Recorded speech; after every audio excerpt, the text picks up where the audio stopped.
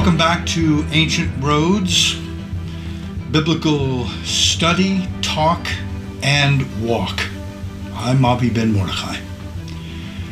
On the program, we are talking about the House of Zadok, the biblical priesthood of the Zadokim, or not the Sadducees, but the priests belonging to the line of Aaron, going down line through Eleazar, through Pinchas, down through Zadok, who was faithful to King David, following still further down line to Onias III during the Maccabean period, further down line, ending up with Zechariah, the father of John the Baptist, or the Immerser, who then gives birth with his wife Elizabeth, and they give birth to a son and call him Yochanan, who then is carrying on the line that got interrupted with the murder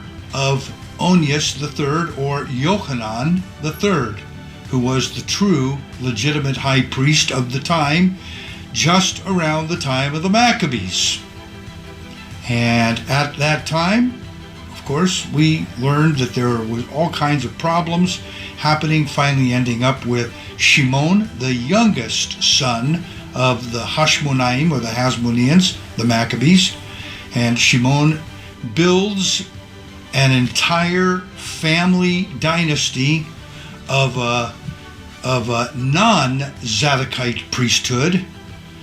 He builds this non-Zadokite priesthood, and he merges kingship and priesthood into one unit.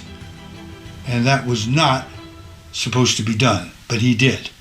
And that gives birth way down the line, another 2 or 3 generations, to what we call the Sadducees, or the Zadokim of the temple, who were really just nothing more than an iteration or another expression of a couple of students belonging to a man by the name of Antigonus of Socho, which was an administrative center in the southwest of Jerusalem, in the Elah Valley where David slew Goliath. So this man, Antigonus the Socho, he was a great man according to the rabbinic writings that we have, and he had a couple of students who, one of them was named Zadok, or Zadok.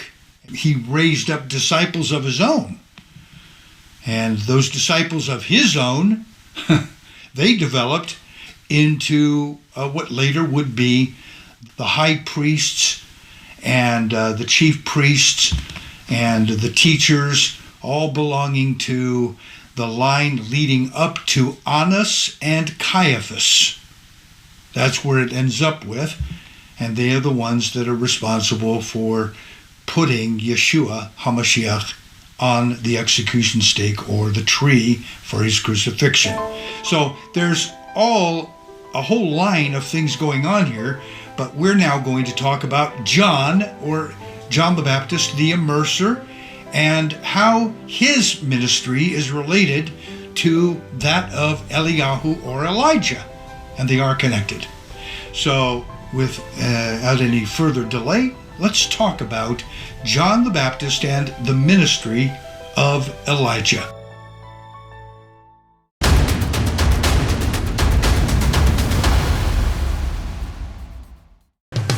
These are the days of Elijah, declaring the word of the Lord. And these are the days of your servant Moses, righteousness being restored. And though these are days of great trial, of famine and darkness and sword, still we are the voice in the desert, crying, prepare ye the way of the Lord. Behold, he comes, riding on the clouds, shining like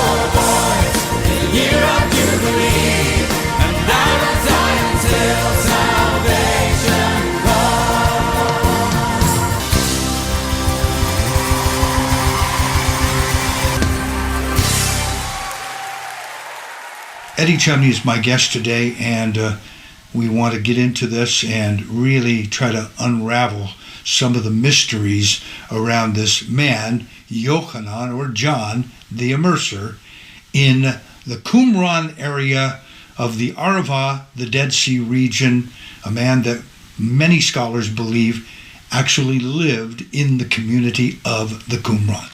So, Eddie, let's talk about Yochanan, or John the Immerser, and how he relates to the ministry and the work of the prophet Elijah or Eliyahu. All right. So, most Bible scholars believe that John the Baptist was a member of the Qumran community. We're told in Matthew in chapter 3, verses 1 and 2, in those days, John the Baptist came preaching in the wilderness of Judea. So he and his ministry is located in the wilderness of Judea, and this is where the Qumran community was as well. What we're going to see here in Matthew in chapter 3 is in verse 7, it says, when John saw many of the Pharisees and the Sadducees coming to his baptism, he said, "You brood of vipers, snakes, who has warned you to flee from the wrath to come?" Now, the wrath to come is a term for the end-time judgment of the God of Israel. So, why is John the Baptist so harsh to the Pharisees and the Sadducees?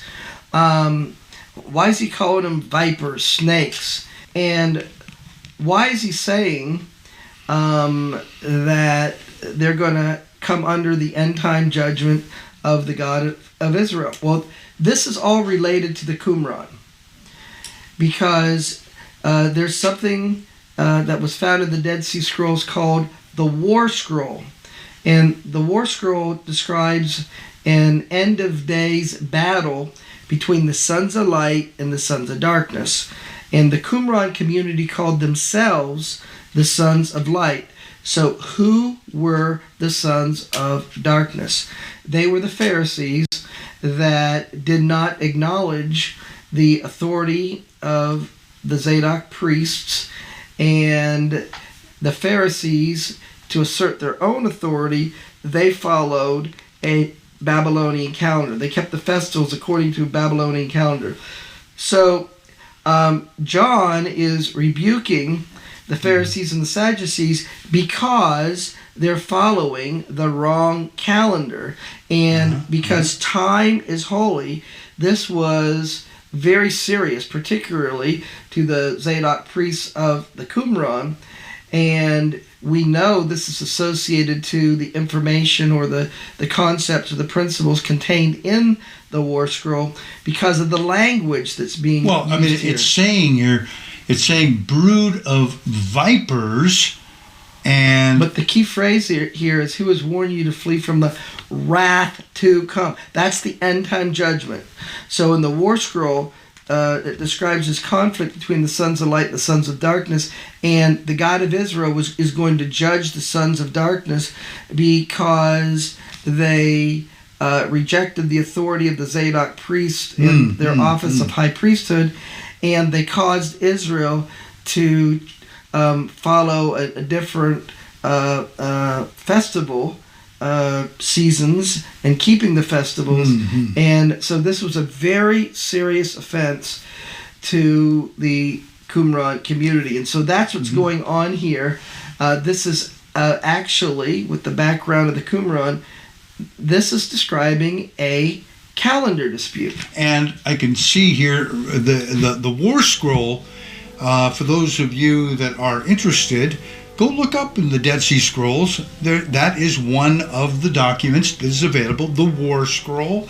And you can look 4Q 496, column 3, and line 6, among many other places in the War Scroll. And you'll find this terminology about the sons of light, the sons of darkness, the coming war, the wrath to come. This is, again, as you say, this is Qumran Zadokite terminology. It's It's Qumran. It's Qumran language. All right. So, what's the significance that John was most likely a member of the Qumran community? Everybody that joined the Qumran community, it was a covenant community. Everyone who joined that community, they followed the Torah under the leadership of the Zadok priests, and they kept the festivals according to the priestly calendar. So John the Baptist would be keeping the priestly calendar of the Qumran. The Pharisees and Sadducees are going to be following a Babylonian calendar, and John the Baptist is rebuking them for it. So this is describing a calendar dispute. So now we have to go and take a look at how Sha'ul, or Paul, was using this exact same terminology. Exactly. And this might surprise you, but take a close look here, okay? All right, so we're looking at 1 Thessalonians chapter 5, verse 5, and Paul is saying about believers in Yeshua, you are sons of light and sons of the day. That's Qumran terminology. But it's interesting, he's saying this to Thessalonians, Yes. way over in Greece. Well, that's because both inside Israel and outside of Israel, there were Qumran affiliated communities. Yes, yeah. And so it wasn't just one little group of people in Qumran, one little place. In the desert, yeah. Exactly. Yeah. So Paul is using Qumran terminology, sons of light, sons of the day, and then it says, you're not of the night nor of the darkness. Now remember, there's a war scroll that describes the sons of light versus the sons of darkness and the end time battle. And that being the case, 1 Thessalonians 5:9, it says, for God has not appointed us to wrath. So without the background of the Dead Sea Scrolls, they're going to take that phrase and they're going to look at their end time eschatology viewpoint and chart and think that Paul's making an eschatological statement here, but he's using the language of the end time judgment of God upon those who are following the wrong calendar. That would be the Pharisees. And does that still apply, you think, even today? In the contextually, it still does. Yeah, I mean, he's using that Qumran terminology. Okay. And so we see sons of light, sons of darkness. He's not appointed us to wrath. Okay, so we know that this is really a cultural expression of following the right calendar and getting off of this Babylonian calendar that came back with the exiles after some 500 years. He's cutting that. So this is also a reference to the believers in Yeshua in Thessalonica, that they would not be following Pharisaic oral Torah. Very he's interesting. using Qumran terminology. Okay. Now, Yeshua uses this same Qumran terminology in John chapter 12, verses 35 and 36. And Yeshua says, while you have the light, that is Yeshua, believe in the light that you may become sons of light. This almost sounds like a reference to Genesis 1:14 through 16 about the creation. It just sounds like it's repeating all of that. So what we've covered here in these first two slides, is John the Baptist grew up in the Qumran, and growing up the Qumran, they followed the priestly calendar. John is challenging the Pharisees and the Sadducees that they're going to be judged by the God of Israel for following the wrong calendar. And then Paul picks up the same Qumran terminology of the war scroll, the sons of light versus the sons of darkness. So let's go on and now talk about all of this as it links up with Yeshayahu, or Isaiah 40, verse 3. And it starts in Isaiah 40, verse 1, Nachamu, Nachamu. So, comfort my people, comfort, comfort, comfort my people.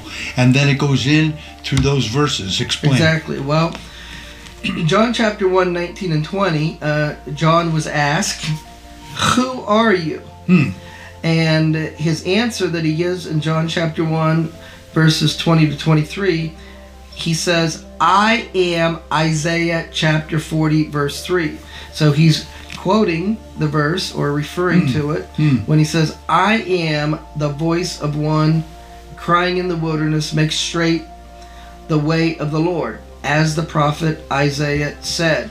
So he said he is Isaiah chapter 40, verse 3. What's the significance of that? Now we're going to talk about the calling of the bride. Okay. So when Yeshua comes at his second coming, he's coming to marry a bride. And his bride has to make herself ready.